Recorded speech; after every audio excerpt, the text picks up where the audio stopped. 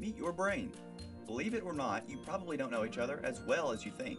The state of your brain determines the state of your life, so let's get you more acquainted. The brain is an amazingly complex organ and is in constant communication between its neural networks through electrical pulses sent between neurons. These pulses produce brain waves, and they're categorized by their speed, or frequency in cycles per second, and their size, or volts.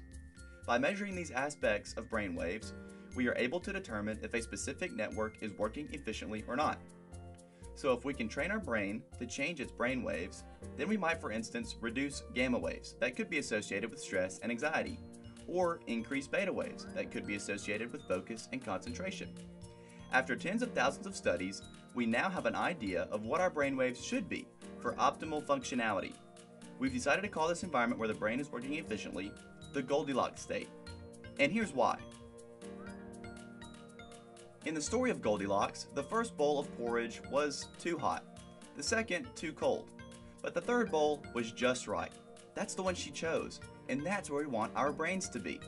When our brains are outside the normal threshold, we start to show signs or symptoms like lack of focus or concentration, difficulty with memory, or falling asleep at night. For some, their brain has always been outside the threshold, like those with ADD or autism. Others might go through a traumatic experience or even have brain damage that prevents the brain from easily functioning optimally.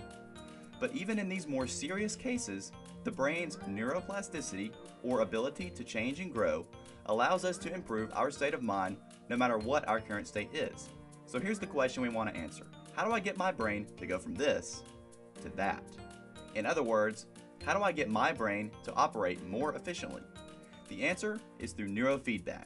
While training with neurofeedback, the brain begins to learn how to self-regulate through operant conditioning, and you start to move towards the Goldilocks state. For more information, visit memphisneurofeedback.com.